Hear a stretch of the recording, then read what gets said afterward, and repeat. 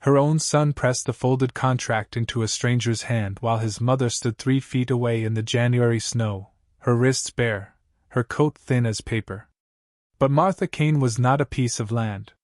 She was 51 years old, and she had buried a husband, raised 4 children, and worked 30 acres of Colorado soil with her own hands. In the winter of 1885, outside the hollow town of Dry Creek, where the cold came early and stayed mean, the man holding the contract was Hollis Greer, creditor, landlord, and the kind of man who smiled wider the lower a person sank. Every merchant on that frozen street saw what happened. Not one of them stepped off the boardwalk. Hollis Greer held their mortgages too. But what Greer didn't know was that a grieving widower named Elias Boone, a man who hadn't spoken more than 10 words to a stranger in 2 years, had ridden into Dry Creek that morning to buy feed, and had seen the whole thing from the back of his horse. This is their story, a tale of a woman the world called a debt to be settled, and a man who called her something else entirely. It had started 3 weeks earlier, when the bank notice arrived. Martha read it at the kitchen table by lamplight, her coffee going cold beside her. The numbers didn't lie. $40 in arrears. Interest compounding since September. Her late husband, George, had borrowed against the farm 2 years before the fever took him, and Martha had been chipping at the debt ever since, $1 here, $2 there, selling off chickens, then the second plow horse, then the good china her mother had carried from Pennsylvania. She had $40 left in the tin behind the stove. Exactly $40. She brought the notice to her eldest son, Daniel. He was 26, broad-shouldered, and had his father's jaw and none of his father's patience. He read the paper in silence, then set it on the table. "I've already spoken to Greer," he said. Martha looked up. "About what?" Daniel didn't meet her eyes. He spoke to the wall. "He'll cancel the debt. Clear the whole thing. Let us keep the farm." "In exchange for what, Daniel?" The pause lasted 4 seconds. She counted them. "You'd work his house. Cook, clean, keep his accounts. He's a widower. He needs someone to run the place." Martha set her hands flat on the table. Her knuckles were rough, the skin cracked from years of cold water and hard work. "That is not work," she said quietly. "That is something else. It's a contract, Ma. Legal. Nothing improper." She looked at her son. She had taught him to read from the Bible. She had sat beside his bed for 9 days when the scarlet fever nearly took him at age 7. She had saved every cent she ever earned so he would inherit something worth having. "You already signed it," she said. Not a question. Daniel looked at the floor. "Greer's coming to town Friday to make it official." Martha stood up, walked to the stove, and poured her cold coffee into the basin. She didn't cry. She had learned long ago that tears didn't move men like Daniel. Only facts did. "Then I'll be there," she said. "And I'll speak for myself." But Friday came gray and bitter cold. And when Hollis Greer arrived in his polished black coat and read the terms aloud on the main street of Dry Creek, terms that gave him authority over her time, her labor, and her residence, Martha looked at her son standing 3 feet away, his hands in his pockets, his eyes on the snow. He did not speak for her. Not one person on that boardwalk did. The contract exchanged hands. Martha stood in the frost, her wrists bare, her coat thin as paper, and felt the ground shift beneath her like ice beginning to crack. Elias Boone had not meant to be in Dry Creek that day. He was a man who avoided towns on principle, not from shyness, but from the specific exhaustion of being somewhere people expected him to speak. 2 years ago, he would have been different. 2 years ago, he had a wife named Clara who could fill a room with conversation enough for both of them, who laughed at her own jokes before she finished telling them, who had called him a grumpy old pine tree and meant it as a compliment. Clara had died in the spring of 1883.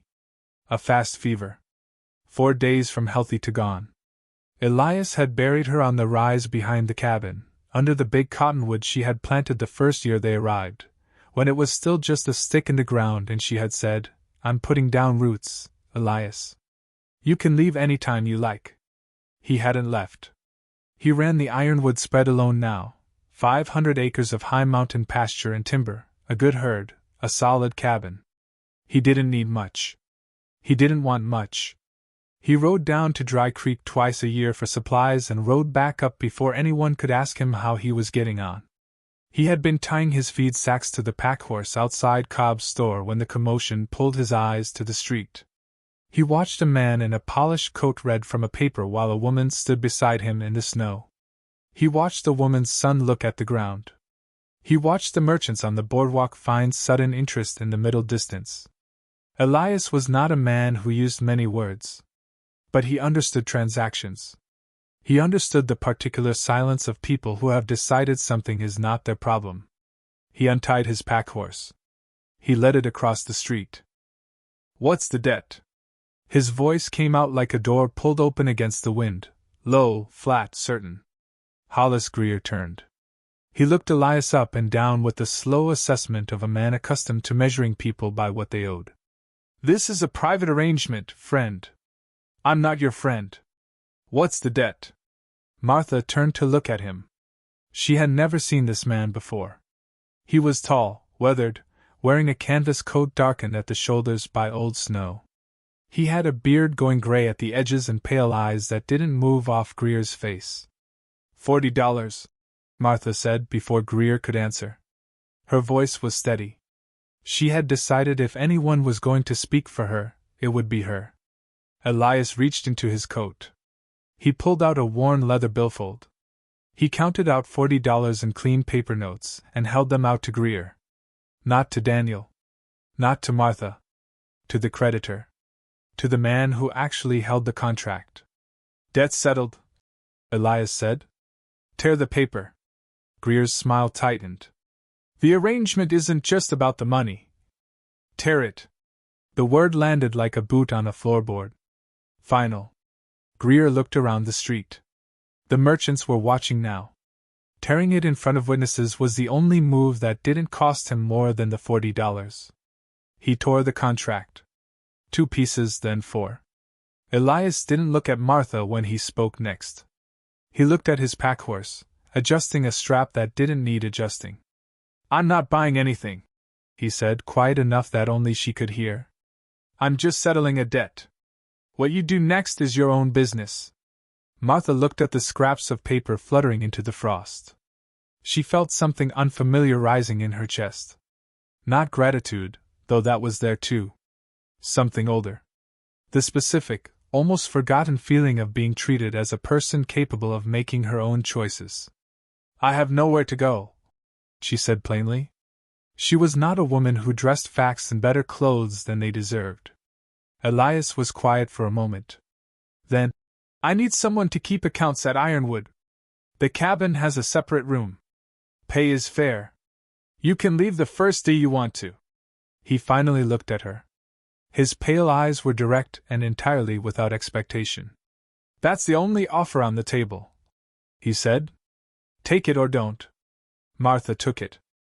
Hollis Greer did not like losing.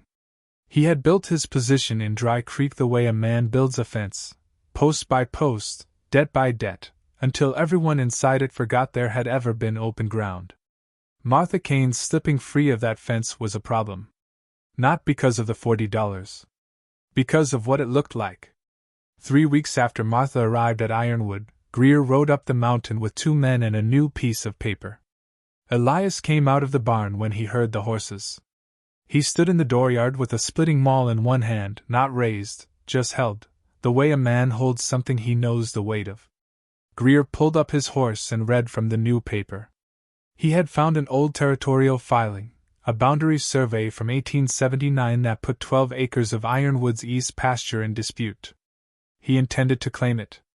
And if Elias disputed the claim, the legal process would take months, cost money, and keep Elias tangled in Dry Creek courtrooms through planting season. It was not about the 12 acres.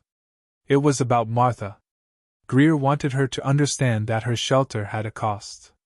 That anyone who took her in would pay for it. Martha had come out of the cabin at the sound of voices. She stood on the porch and heard every word. That night, After Greer's horses had disappeared back down the trail, she sat at the kitchen table with Elias's land records spread in front of her. She had kept accounts for George for 15 years. She understood surveys, filings, and the particular way dishonest men used paperwork. She found the error in Greer's filing by lamplight before midnight. She set her finger on the line, and did not move it until she was certain. "He transposed the coordinates," she said. "The original survey puts the boundary 30 yards east of where he's claiming. His own paper proves it, if you read it against the territorial index from 1877. Elias looked at what she was pointing to. He was quiet for a long moment. "You found that in 2 hours," he said. "I've been reading land records since I was 20, Martha replied. She didn't say it to impress him. She said it because it was true. Elias stood up. He took the records and walked to the fire, staring into it. "I'll take it to the county clerk in the morning," he said. "I'll write the letter," Martha said. "I write cleaner than you." She had seen his handwriting on the supply ledger. She was not wrong. The county clerk was a thin man named August Pell who had held his position for 11 years by being meticulous and deeply uninterested in conflict. Martha arrived with Elias on a Tuesday. She laid the documents on Pell's desk in the order she had arranged them: original survey, territorial index, Greer's filing, and a one-page summary in her own careful hand that traced the transposition error through 3 separate references. Pell read in silence. He turned pages slowly. He held the 1877 index up to the window light. He set everything down. He looked at Martha over his spectacles. "Who prepared this summary?" "I did," Martha said. Pell looked at Elias. Elias said nothing, which was his way of confirming that the answer was exactly what it appeared to be. Pell stamped the original survey as verified, marked Greer's filing as defective, and entered the correction into the territorial record. The whole thing took 20 minutes. Outside on the street, the cold was sharp and bright. Martha pulled on her gloves. Elias stood beside her, squinting into the winter sun. He didn't thank her. He wasn't a man who narrated the obvious. He reached into his coat and pulled out a folded piece of paper. He held it out without looking at her. Martha took it. She unfolded it. It was a wage record, her 3 weeks of work at Ironwood, tallied in Elias's blunt handwriting, with a sum at the bottom that was more than she had expected. "You miscalculated," she said. "No," he said. He started walking toward the horses. Martha stood on the boardwalk holding the paper. The wind lifted the edge of it. She pressed it flat against her palm. She had come to Dry Creek 3 weeks ago with nothing but a thin coat and a contract with her name on it that she hadn't signed.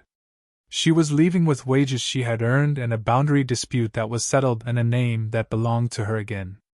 She folded the paper and put it in her pocket. She walked to her horse. Hollis Greer heard about the county clerk's ruling the same afternoon. He came to find Elias at Cobb's store, where Elias was loading flour onto the wagon. Greer's voice was loud enough to carry down the street, which was exactly what he intended. He called Martha a schemer. He called the ruling corrupt. He said a woman who let herself be passed from one man's contract to another had no standing to speak on matters of property. The street went quiet. Martha was standing beside the wagon. She had heard every word. She turned around. She was not a woman who raised her voice. She had learned long ago that volume was the tool of people who couldn't afford precision. She said in a tone that carried without effort in the cold air, "You tore the contract yourself, Mr. Greer. In front of 7 witnesses. If you'd like to dispute what those witnesses saw, the county clerk has their names on record. He also has your filing. The one with the transposed coordinates. The one you signed?" She paused. "I'll be in town again Thursday. If you have further business with me, bring a lawyer." The street remained quiet. Greer's jaw worked. He looked at the merchants standing on the boardwalk, the same men who had looked away 3 weeks ago when a woman stood in the snow and no one spoke. Some of them were looking at their boots again. But some of them were looking at Martha. Greer left without another word. August Pell, who had come out of his office at the sound of voices, watched him go. Then he looked at Martha. He gave a single small nod, the gesture of a meticulous man acknowledging work done correctly. Martha nodded back. Spring came the way it always did at altitude, sudden and muddy and absolute. Martha had been at Ironwood 4 months. The accounts were in better order than they had been in years. The east pasture boundary was marked with fresh posts. She had helped Elias drive into the thawing ground on a bright March morning, the two of them working in silence with the comfortable rhythm of people who had learned each other's pace. She had not left. She had thought about it, in the early weeks, made the calculation each morning, the way a person does when they're not yet sure if they trust a place. But the calculation kept coming out the same way. She had her own room. She had her wages. She had work that used her whole mind. And she had, slowly, without ceremony, begun to feel the specific, almost forgotten ease of being somewhere no one was waiting for her to be smaller. One evening in April, Elias came in from the barn and set a folded paper on the table beside her ledger. She looked at it. It was a deed. Her name was on it. 5 acres on the south end, Elias said, hanging up his coat. Good soil. Get sun. You could put a kitchen garden in. Maybe a small structure if you wanted something that was yours outright. Martha looked at the paper for a long moment. Outside the window, the cottonwood at the edge of the yard was beginning to bud, just barely, the first pale green of the season. This is a significant thing to give a person, she said. Not giving, Elias said. He sat down across from her. His pale eyes were direct, as they always were. Offering. Same as the first day.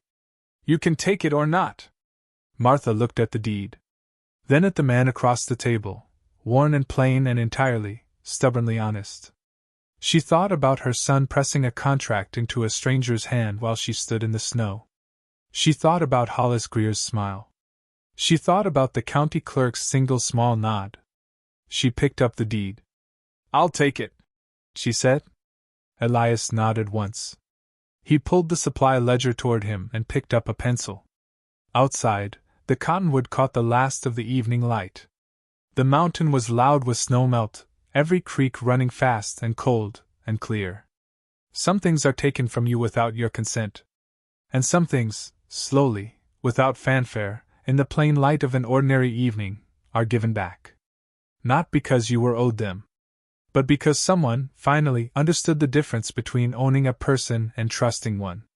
That is the only deed worth anything. And it had taken her 51 years, 1 winter, and 1 honest man to find it.